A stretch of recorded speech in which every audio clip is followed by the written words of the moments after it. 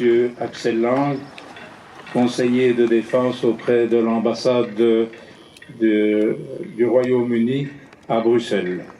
Il en va de même pour le colonel Richard Pamplin et le lieutenant-colonel Thomas Goldie, qui sont attachés respectivement représentants et vice-représentants adjoints des forces conjointes canadiennes auprès de l'OTAN. Je souhaite la bienvenue aussi au colonel Hubert Stahl, attaché de défense, ainsi que à monsieur dont j'ai oublié le nom, pardonnez-moi, excusez-moi.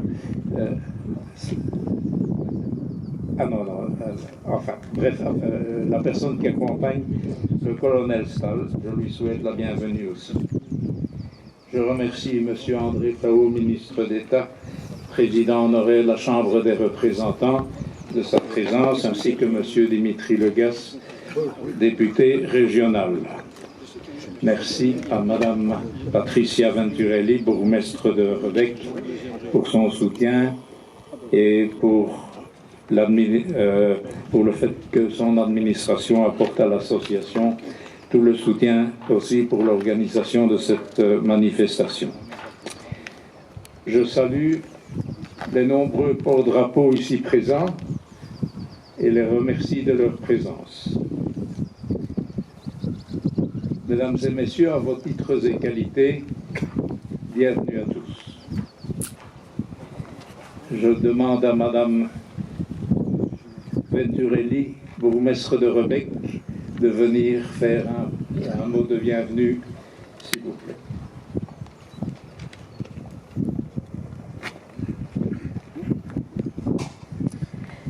Mesdames et messieurs les représentants du Royaume-Uni, de la France et du Canada, monsieur le commandant militaire du Brabant wallon, monsieur le ministre d'État, monsieur le député régional, mesdames et messieurs les membres du collège communal, monsieur le président de CPAS, mesdames et messieurs les conseillers communaux et CPAS, mesdames et messieurs les représentants des associations patriotiques et porte-drapeaux, mesdames et messieurs en vos titres, grades et qualités.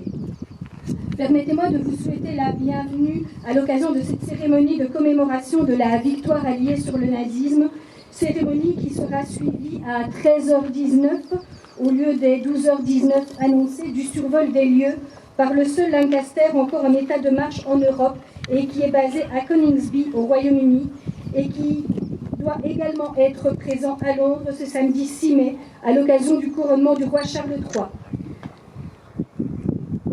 Le survol avait été annulé hier soir, donc nous sommes heureux de pouvoir quand même l'avoir aujourd'hui avec quelques minutes de retard, une heure de retard approximative.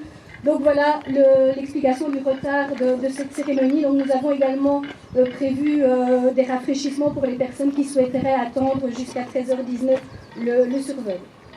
La cérémonie organisée ce jour se déroule à proximité immédiate de l'endroit où est tombé le bombardier Lancaster du 558 Streatham North Killing-Holme le 28 mai 1944 vers 2h du matin, tuant 5 des 7 membres de l'équipage.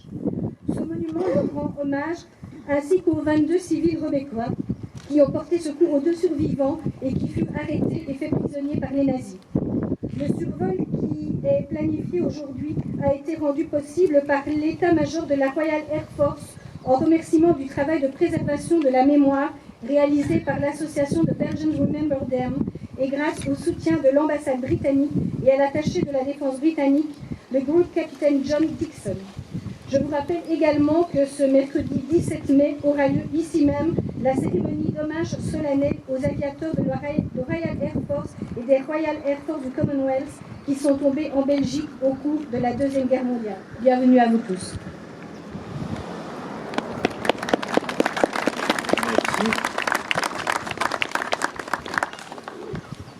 J'ai oublié dans mes salutations de saluer le colonel Philippe Ramakers, commandant militaire de province, et je salue son état-major aussi. Excusez-moi. Je demande d'excuser Monsieur l'ambassadeur du Canada qui n'a pas su se rendre à cette cérémonie aujourd'hui, ainsi que le groupe Captain Dixon. Aujourd'hui est donc un grand jour.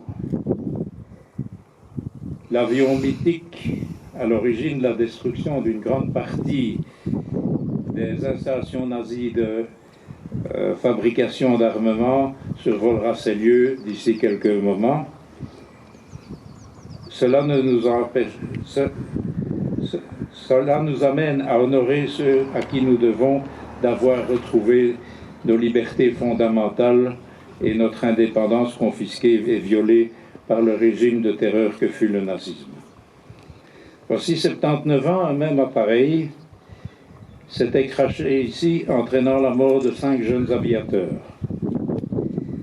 Si les 2 autres membres de l'équipage ont pu survivre à l'accident, l'un d'entre eux fut fait prisonnier et amené en Allemagne, d'où il fut libéré en mai 1945. Cet équipage est à l'image des 760 autres équipages tombés en Belgique et ayant fait partie d'avions de la Royal Air Force. Mais qui dit, à 4 jours de commémoration de la victoire alliée de 1945, cette cérémonie trouvait naturellement sa place, mais qui dit victoire dit aussi lutte pour y arriver. Alors qu'en 1940, les nuages annonciateurs de guerre s'amoncellent à l'horizon, la France et l'Angleterre envoient leurs corps expéditionnaires en Belgique afin de contrer une éventuelle avancée des troupes hitlériennes. Mais le déferlement de la Wehrmacht sur la Belgique et la Hollande change la donne et les armées françaises et britanniques doivent replier vers la côte. La capitulation de notre armée termine le premier acte d'une tragédie qui durera 5 ans et entraînera la mort de millions de militaires et de civils dans toute l'Europe et dans le monde entier. Lorsque le 10 mai 1940, notre patrie est envahie et que sa population est placée sous le joug allemand, c'est la Grande-Bretagne la première qui se lèvera pour venir à notre secours. Il faudra attendre 1 an pour que les États-Unis s'impliquent directement dans la lutte contre l'Allemagne et les pays de l'Axe. Alors commence le temps où chaque soir, des escadrilles de centaines de bombardiers décollent d'Angleterre et survolent notre pays en direction de l'Allemagne où des millions de tonnes de bombes effectuent un travail d'anéantissement de l'effort de guerre nazi. C'est aussi le temps de la FLAC, la défense antiaérienne allemande, qui attend les avions alliés depuis les côtes du continent et tente de les abattre. C'est celui des chasseurs de nuit qui décollent des bases de la Luftwaffe situées en Belgique et particulièrement celle de Saint-Tron et pourchassent les bombardiers tant à l'aller qu'au retour. C'est le temps des appareils de la Royal Air Force qui, atteints par les balles ennemies, sont devenus incontrôlables et plongent inexorablement vers le sol. C'est le temps de l'horreur pour les membres des équipages qui voient leur destin s'achever alors qu'ils n'ont pas encore 20 ans. C'est celui où leur mère recevra le télégramme jaune, lui annonçant que son fils ne reviendra probablement jamais à la maison.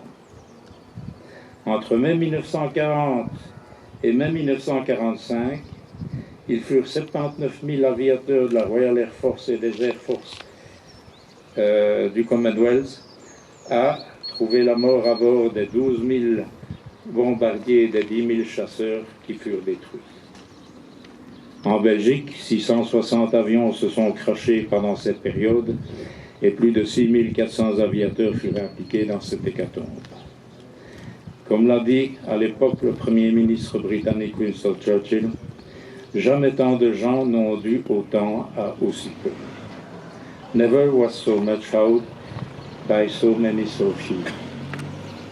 Comme vous le savez tous, 2 États se livrent à l'heure actuelle une lutte sans merci aux ports de l'Europe.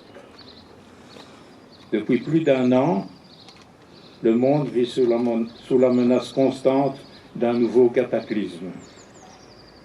Je suis interpellé par un phénomène étrange. Les pays que l'on attendrait à la recherche de moyens pour favoriser la pacification entre les deux belligérants sont occupés à dépenser des sommes gigantesques pour moderniser leurs armées et leur matériel militaire, alors que leurs hôpitaux et leurs écoles sont en crise majeure par manque de moyens financiers. En revanche, des États connus pour leur velléité à s'approprier des territoires indépendants et à attenter aux libertés fondamentales de leur peuple se proposent à jouer les médiateurs de paix. N'est-ce pas le monde à l'envers? Est-ce la fin de nos missions de maintien de la paix? Je vous pose cette question et la soumets à votre réflexion. Je n'ai pas de réponse. Sommes-nous occupés d'assister la fin de 80 ans de paix relative en Europe? C'est à ceux qui se sont fait tuer à bord des avions de la Royal Air Force et tous les autres évidemment que nous devons cette paix relative que nous avons connue. Cette paix qui permet aujourd'hui encore à des enfants qui se sont joints à nous, qu'ils puissent jouer, aller à l'école, apprendre plus tard un métier, évoluer au sein d'une société de progrès, de respect des individus. Je laisse donc tout cela à votre réflexion personnelle. Nous aurons peut-être à faire des choix entre les discours des nombreux va-t-en-guerre que l'on entend aujourd'hui et à l'appel des jeunes héros dont le monument que vous voyez ici préserve la mémoire. À travers leur mort, ils nous avertissent qu'ils ne pourront pas mourir une deuxième fois pour nous. Mon choix est donc fait. Avec l'association de Belgians Remember Them, je continuerai vaille que vaille à rappeler à ceux qui veulent l'entendre qu'il y a 80 ans, nous n'étions pas seuls. Ils se battaient pour nous et ils sont morts pour nous. Faisons en sorte que cela n'ait pas été fait en vain. Je vous remercie de votre attention.